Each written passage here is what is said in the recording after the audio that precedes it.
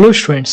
तो आज हम लोग स्टार्ट करने जा रहे हैं एलोट्रोप्स ऑफ फास्फोरस। तो हम लोगों ने एलोट्रोप्स ऑफ कार्बन कंप्लीटली कर लिया था, तीनों, उसका डायमंड हो, ग्रेफाइट हो, फुलरीन्स, तीनों को डिटेल 3 क्लास में मैंने बता दिया है। अब उसी तरह हम लोग फास्फोरस के एलोट्रोप्स के साथ भी करने वाले हैं, बट ऑब्वियसली ये 2 पार्ट का ही होगा क्योंकि व्हाइट फास्फोरस और रेड फास्फोरस मेनली पढ़ना है, ब्लैक फास्फोरस तो उतना ज़्यादा हैवी नहीं। ठीक है, तो सबको हम लोग 2 लेक्चर में सम अप कर लेंगे। तो आज व्हाइट फास्फोरस के बारे में जानेंगे हम लोग। तो एलोट्रोप्स ऑफ फास्फोरस की बात कर लो तो 3 तरह के हैं basically, white phosphorus, red phosphorus और ब्लैक फास्फोरस। ठीक है, तो व्हाइट फास्फोरस का आपका हो गया ऑब्वियसली मॉलिक्यूलर फॉर्मूला देख लो P4, और वहीं रेड फास्फोरस का क्या हो जाता है P4, बट ये पॉलीमेरिक होता है। ठीक है, इसलिए N दे रखा है कि मतलब बहुत सारे P4s मिलकर रेड फास्फोरस बनाते हैं। तो ये अब हम लोग स्टार्ट करते हैं। ठीक है, व्हाइट फास्फोरस स्टार्ट करते हैं हम लोग। तो स्टार्ट करने से पहले मैं बता दूं कि चैनल को सब्सक्राइब कर लेना है। ठीक है, और ज़्यादा से ज़्यादा शेयर करनी है। ठीक है, वीडियो को, और लाइक कर देना है ताकि ज़्यादा से ज़्यादा बच्चों तक पहुंच सके। ठीक है, तो सिंपल सा है, आपको पता ही होगा, यू नो द ड्रिल। हम लोग स्टार्ट करते हैं आगे। ठीक है, तो व्हाइट फास्फोरस से कंटिन्यू करेंगे। तो व्हाइट फास्फोरस आपका हो गया P4।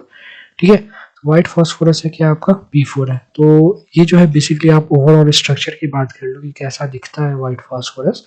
तो it appears as a translucent wax like substance. तो एक ट्रांसलूसेंट सा लगता है। ठीक है, अब आपको ट्रांसपेरेंट, ओपेक और ट्रांसलूसेंट के बारे में पता ही होगा। तो जो आपका व्हाइट फास्फोरस है, it appears as a translucent wax like substance. तो ट्रांसलूसेंट वैक्स लाइक सब्सटेंस की तरह अपीयर कर रहा है कौन, आपका व्हाइट फास्फोरस। तो ये आपको अपीयरेंस पता चल गया इसका। ठीक है, फिर क्या है, it has high reactivity due to angle strain. Of course P4 है। ठीक है, तो P4 है तो वो एक तरह से बेसिकली टेट्राहेड्रल स्ट्रक्चर बनाता है, और ज़्यादा से ज़्यादा वहाँ पे बहुत ज़्यादा एंगल स्ट्रेन देखने को मिलता है। ठीक है, और एंगल स्ट्रेन जो देखने को मिलता है उसके कारण क्या हो रहा है, उसके कारण आपको इसकी रिएक्टिविटी बहुत ज़्यादा हो जाती है, मतलब स्टेबल उतना नहीं रह पाता है, इसलिए वो बहुत ही ज़्यादा रिएक्टिव है। ठीक है, तो white phosphorus is highly reactive due to angle strain present in structure. और उसका स्ट्रक्चर क्या है, तो structure is a discrete tetrahedral structure. ठीक है, तो डिस्क्रीट टेट्राहेड्रल स्ट्रक्चर, डिस्क्रीट इसलिए कि मतलब एक ही है, जैसे P4 है, P4 के बहुत सारे मॉलिक्यूल्स रहेंगे तो वो आपका एक पॉलीमेरिक सब्सटेंस बना देगा जो कि रेड फास्फोरस होता है, व्हाइट नहीं होता वो। ठीक है, तो ये हो गया 2 पॉइंट्स। और तो फिर क्या है, it has low melting point. तो ऑफ कोर्स कॉमन सेंस लगा लो, ये पॉलीमेरिक फास्फोरस नहीं बना रहा, मतलब P4 के चेन्स नहीं बना रहा, ये सिंपल है। तो ऑब्वियसली अकेला है तो इसकी मेल्टिंग पॉइंट लो ही होगी। वही रेड फास्फोरस की अगर हम लोग जब बात करेंगे नेक्स्ट लेक्चर में तो उसका आप देखोगे कि मेल्टिंग पॉइंट हाई है। ठीक है, फिर क्या है, it is the most toxic among all 3।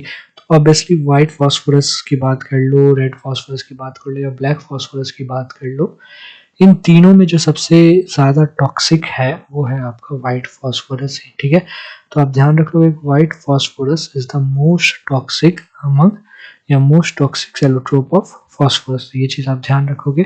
Of course white phosphorus के कारण आपको एक फॉसी जॉ डिजीज करके नाम होता है, वो भी होता है। ठीक है, तो यही कॉज करता है, व्हाइट फास्फोरस ही कॉज करता है फॉसी जॉ डिजीज। ठीक है, तो इस स्लाइड में हम लोगों ने क्या क्या इंपॉर्टेंट पॉइंट्स कर लिए कि ये एक ट्रांसलूसेंट वैक्स लाइक सब्सटेंस की तरह अपीयर करता है व्हाइट फास्फोरस। इसके पास ज़्यादा reactivity, it has high reactivity due to what, due to angle strain. उसके स्ट्रक्चर में बहुत ज़्यादा एंगल स्ट्रेन रहता है जिसके कारण वो बहुत ही ज़्यादा रिएक्टिव है। ठीक है, obviously tetrahedral, discrete tetrahedral structure है इसके पास। फिर इसकी मेल्टिंग पॉइंट लो है क्योंकि पॉलीमेरिक सब्सटेंस नहीं है। फिर ये सबसे ज़्यादा टॉक्सिक भी है तीनों में। तो ये कुछ पॉइंट्स हम लोगों ने कर लिए। फिर आगे और देखते हैं कि क्या है। ऑब्वियसली फिर मैंने आपको बताया कि it causes phossy jaw disease. तो फॉसी जॉ डिजीज तो ये करवाता ही है, तो ये चीज़ आप ध्यान रख लोगे। ठीक है, फॉसी जॉ डिजीज, ऐसा क्वेश्चन आ सकता है नीट में, आपको ऐसा फ्रेम कर देंगे कि phossy jaw disease is related to, या phossy jaw is related to what, और 4 ऑप्शन दे दिया जाएगा, ये फास्फोरस, व्हाइट, रेड, ब्लैक, या कुछ भी दे दिया जाएगा, सल्फर वल्फर घुसा दिया जाएगा, तो आप जानोगे कि व्हाइट फास्फोरस से रिलेटेड है आपका फॉसी जॉ डिजीज। ठीक है, अब एक चीज़ और ध्यान रखना है कि जो आपका ये जो व्हाइट फास्फोरस है ये आपको वाटर में सॉल्युबल नहीं है। ठीक है, तो क्या हो गया आपका, white phosphorus is not soluble in water, मतलब वाटर में ये सॉल्युबल नहीं है। इसलिए हम लोग क्या करते हैं, वाटर में ही व्हाइट फास्फोरस को स्टोर करते हैं। इसलिए आप बोल सकते हो कि white phosphorus is stored in water. अब वाटर में ये सॉल्युबल है ही नहीं तो आराम से स्टोर कर दो, ठीक है, वाटर में स्टोर कर दो। तो स्टोर करने से क्या फ़ायदा हो जाएगा, ऑब्वियसली वो एक तरह से अच्छे से बिना डिस्ट्रॉय हुए रह पाएगा, ठीक है, क्योंकि हाईली रिएक्टिव है, इधर उधर करने में दिक्कत है, इसलिए हम लोग इसे वाटर में स्टोर करते हैं, ठीक है। ये चीज़ ध्यान रख लेंगे अपन। फिर क्या है, it is soluble in CS2, ठीक है। तो जो ये आपका व्हाइट फॉस्फोरस है ये आपका CS2 में सॉल्युबल है। तो अब CS2 का स्ट्रक्चर तो कॉमन सेंस है, ठीक है, C बीच में आएगा, दो ऐसे ऐसे ऐसे, ठीक है। तो ये है। अब ये जो है आपको एक तरह से नॉन प्रोटिक सॉल्यूशन है, of course non protic hydrogen कहाँ से देने वाला है ये। और नॉन प्रोटिक सॉल्यूशन में क्या हो जा रहा है आपका, ये जो आपका व्हाइट फॉस्फोरस है वो आराम से सॉल्युबल हो पा रहा है, ठीक है। तो white phosphorus is soluble in CS2, वहीं रेड फॉस्फोरस में आप देखोगे कि वो सॉल्युबल नहीं रहता है, ठीक है। अब व्हाइट फॉस्फोरस को हम लोग अगर हीट करते हैं, ठीक है, तो हीट कितना करें, 473 केल्विन पे, मतलब 200 डिग्री के अप्रॉक्स, ठीक है। तो व्हाइट फॉस्फोरस को जब हम लोग 200 डिग्री सेल्सियस के अप्रॉक्स हीट कर रहे हैं या 473 केल्विन के अप्रॉक्स हीट कर रहे हैं, तो वो क्या बना रहा है, वो आपका ब्लैक फॉस्फोरस बना रहा है, ठीक है।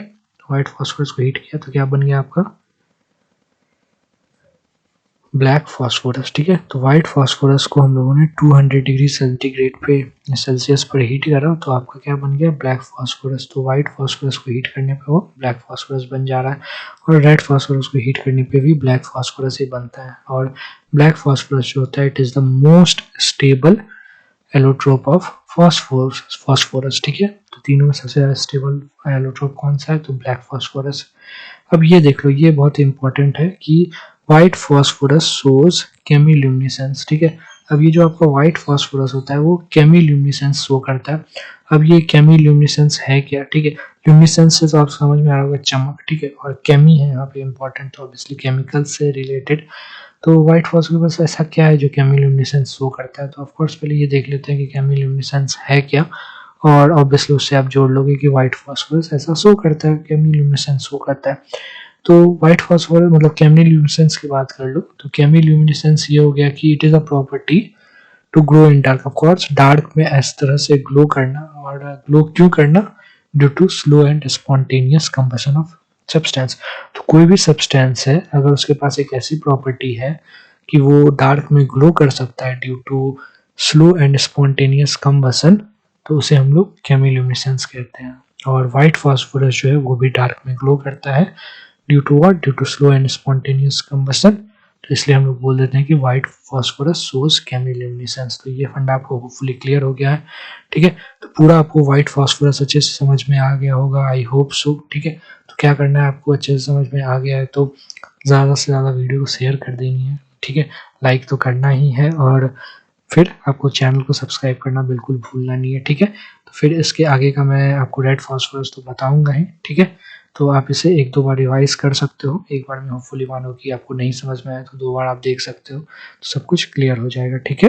तो होपफुली आपको अच्छे से समझ में आ गया होगा। Have a wonderful day ahead. Thanks.